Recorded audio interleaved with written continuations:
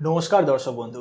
Share বাজারে কিন্তু সাংঘাতিক রকমের পতন চলছে। এবার এটা কিন্তু নতুন কিছু নয়, কারণ দেখুন 3 এপ্রিল 2022 যখন মার্কেট ভালো ছিল সেই সময় আমরা এখানে দেখুন সেই ভিডিওতে যে 2022-এ মার্কেট কেমন যাবে আমি কিন্তু পরিষ্কার বলেছিলাম যে 2021-এর মতো মার্কেট ভালো যাবে না। 2022-এ মার্কেট পতন থেকে শুরু করে অনেক কিছু হতে পারে। আপনি আমার এই ভিডিওটি দেখা হয়ে গেলে তারপর সেই ভিডিওটি চেক করে নিতে পারেন। তো যাই হোক, এখন মার্কেট পতনের পরে আমরা এই ভিডিওতে জানবো যে কেন মার্কেট এত পড়ছে, আগামী দিনে কি হতে চলেছে, কত দিন মার্কেট পড়তে পারে, এবং সবথেকে ইম্পর্টেন্ট ভিডিও শেষের দিকে জানবো যে মুনাফা পেতে, এই পড়ন্ত মার্কেটেও মুনাফা পেতে আপনার কি কি করণীয়। তো আমি শিওর যদি ভিডিওটি প্রথম থেকে শেষ অবধি দেখেন অনেক অজানা তথ্য এবং অনেক ইনসাইটস আপনি পাবেন। আমার নাম প্রসেনজিৎ পাল এবং আমার লেখা বই how to avoid loss and earn consistently in the stock market, Amazon India best seller, যেটির এখন ইংলিশ, হিন্দি এবং বেঙ্গলি 3টি ভার্সানই পাওয়া যাচ্ছে। আপনি অ্যামাজন বা ফ্লিপকার্ট থেকে যে কোনো ভার্সান পছন্দের কিনতে পারেন, এবং আপনি যখন কিনবেন তখন সেলারের নাম পল অ্যাসেট দেখে কিনলে কিন্তু লেটেস্ট এবং আপডেটেড বইটি আপনি পাবেন।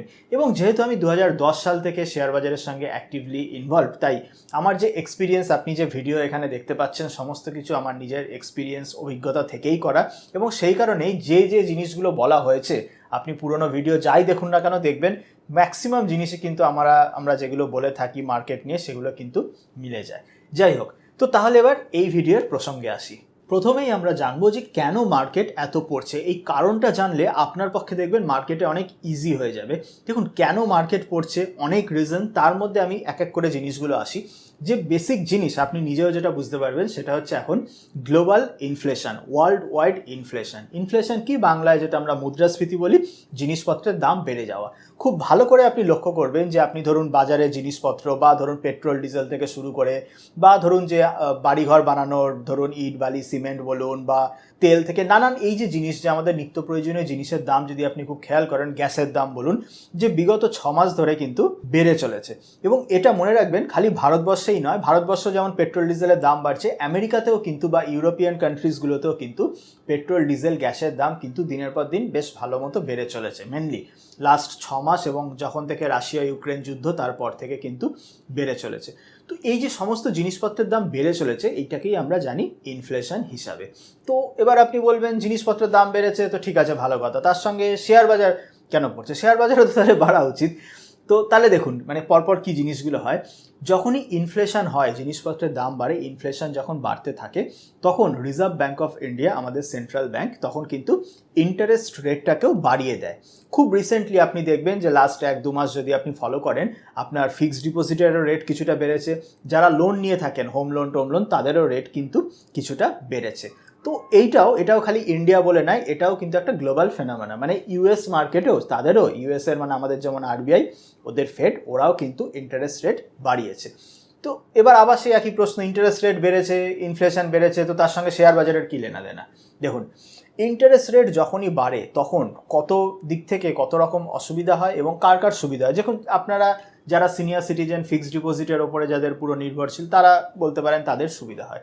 কিন্তু এই ইনফ্লেশন বাড়লে, ফিক্সড ডিপোজিটের রেট বাড়লে, তার সঙ্গে মানে ইন্টারেস্ট রেটটা বাড়লে কি হয়, লোনের রেটও বাড়ে। আপনার যারা home loan, personal loan, auto loan যাই হোক না কেন বাড়লো।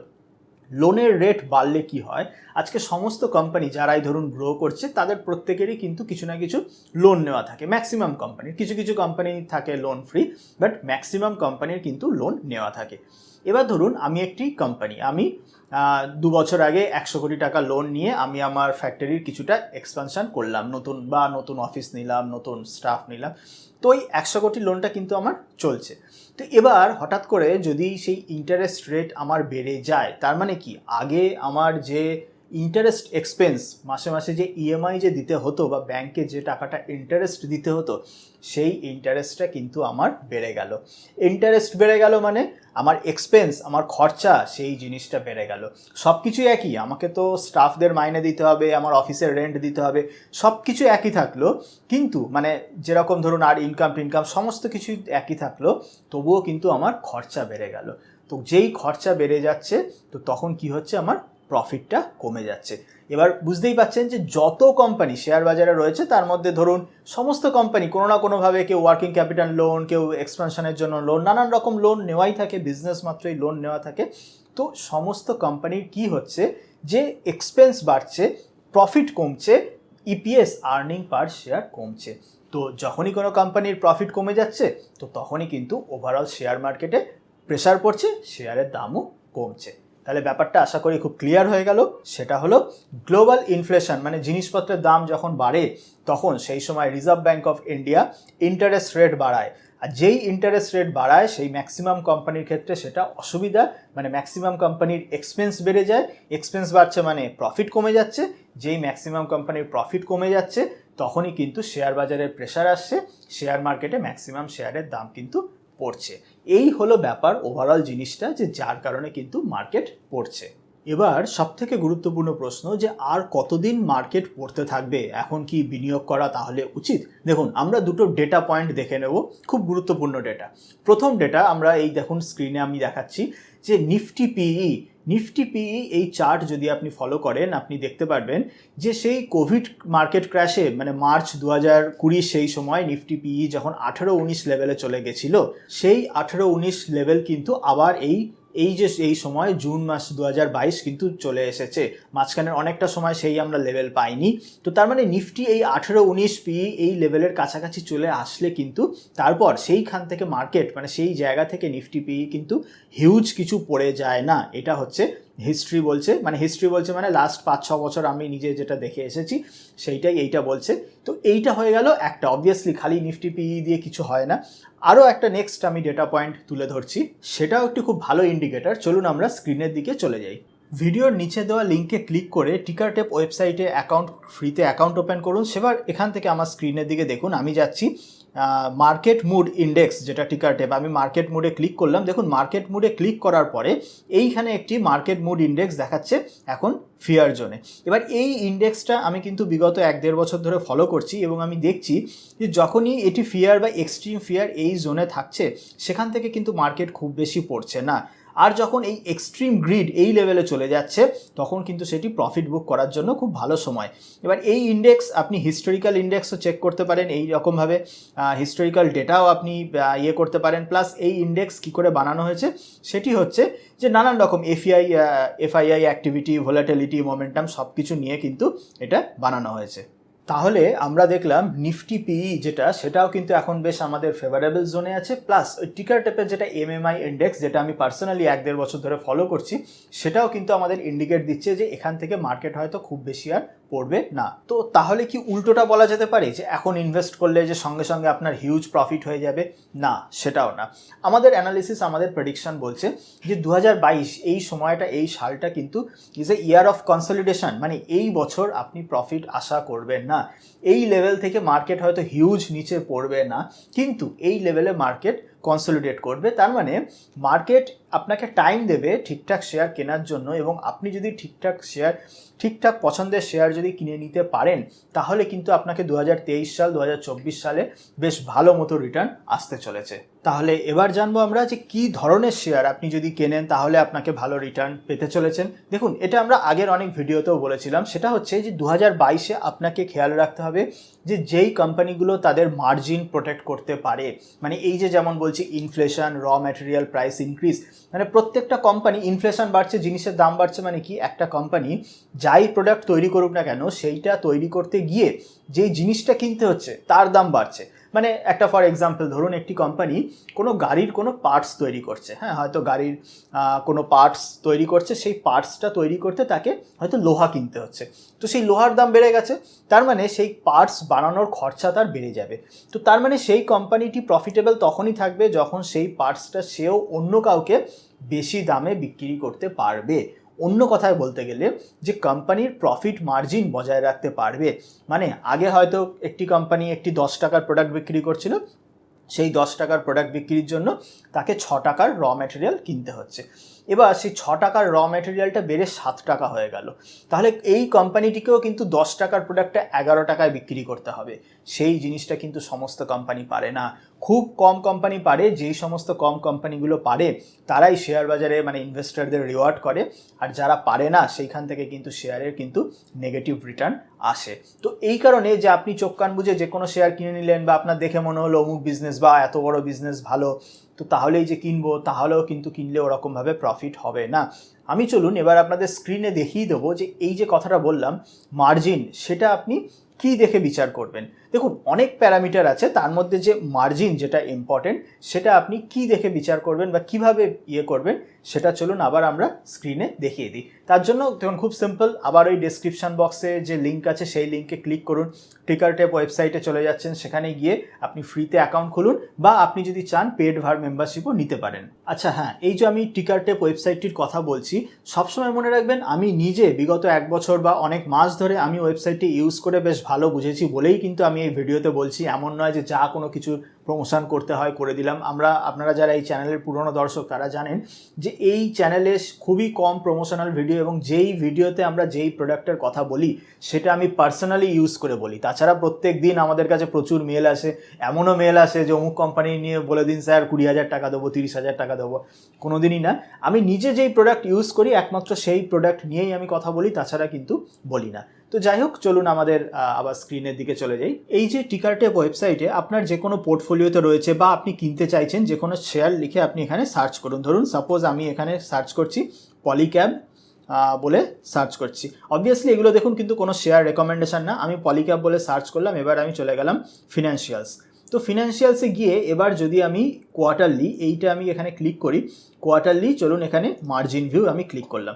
দেখুন এই যে মার্জিন ভিউতে আপনি আসলে এবার দেখুন এই যে লাস্ট কতগুলো কোয়ার্টারের মার্জিন আছে, EBITDA মার্জিন যেটা আমরা অপারেটিং প্রফিট মার্জিন বলি।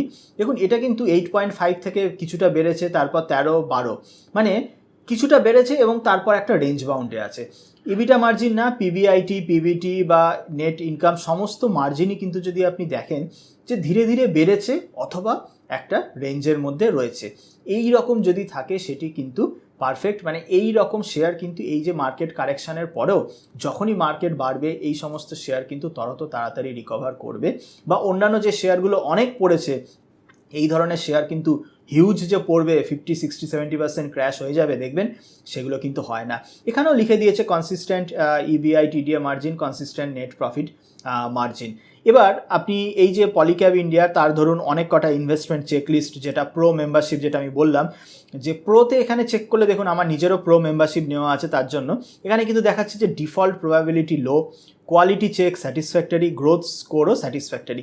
মানে অনেকটা শর্টকাটে এখানে আপনি অনেক জিনিস কিন্তু পেয়ে যাচ্ছেন। প্লাস এখানে যে ফোরকাস্ট যেটা রয়েছে, ফোরকাস্টও দেখুন লিখেছে যে 65% analyst have suggested that investor can buy this stock. যাই হোক, তো আমি যেটা মার্জিন দেখালাম, এবার চলুন আরেকটা কোম্পানি আমরা দেখি, ইন্ডিগো।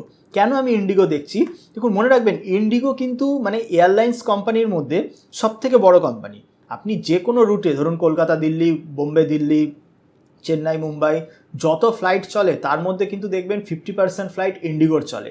তো এত বড় কোম্পানি, এয়ারলাইন্সের মধ্যে মানে যত এয়ারলাইন্স আছে তার মধ্যে সবথেকে সেরা কোম্পানি, সবথেকে বড় কোম্পানি তাদের। এবার একইভাবে আপনি মার্জিনের দিকে চলুন, কোয়ার্টারলি মার্জিন ভিউ দেখুন, তাদের মার্জিন দেখুন কিভাবে মানে -41% থেকে 6, তারপরে 20, তারপরে 2, মানে কিভাবে হ্যাপাজেটলি ওপর নিচে করেছে। তো এই যে ওপর নিচে এই রকম যে হিউজ করলে কিন্তু শেয়ার মার্কেটে কিন্তু শেয়ারের প্রাইস পানিশড হবেই হবে। তো এই যে হ্যাপাজেটলি ওপর নিচে মার্জিন চলেছে, EBITDA মার্জিন বলুন বা নেট ইনকাম মার্জিনই বলুন, তো এই যে হ্যাপাজার্ট মার্জিন ওপর নিচে চলা মানে কিন্তু সেই শেয়ার যে প্রাইস ইনক্রিজ মানে র ম্যাটেরিয়াল প্রাইস ইনক্রিজটা পাস অন করতে পারছে না। মানে ইন্ডিগোর ক্ষেত্রে এই যে তেলের দাম যে হারে বাড়ছে, হ্যাঁ মানে অ্যারোপ্লেনও তো তেলেই চলে, সেই অনুযায়ী কিন্তু ওরা চাইলেই ফেয়ার মানে নিজের মতো বাড়িয়ে কাস্টমারদের থেকে নিতে পারছে না। নেট ইনকাম মার্জিন -100%, মানে সেই সময় কোম্পানিটি লস মেকিং ছিল। তো এই যে ট্রেন্ড আপনি দেখছেন এই ট্রেন্ডেই কিন্তু, তো দেখুন এই ইন্ডিগোরও যদি আপনি এই যে বেসিক আছে আর এই যে প্রো ফিচার আছে, এখানে যদি আপনি চেক লিস্টে দেখুন এখানে কিন্তু কোয়ালিটি চেকে পুয়ার পারফরমেন্স, গ্রোথেও কিন্তু পুয়ার পারফরমেন্স এখানে ইন্ডিগোর কেসেও কিন্তু দিচ্ছে।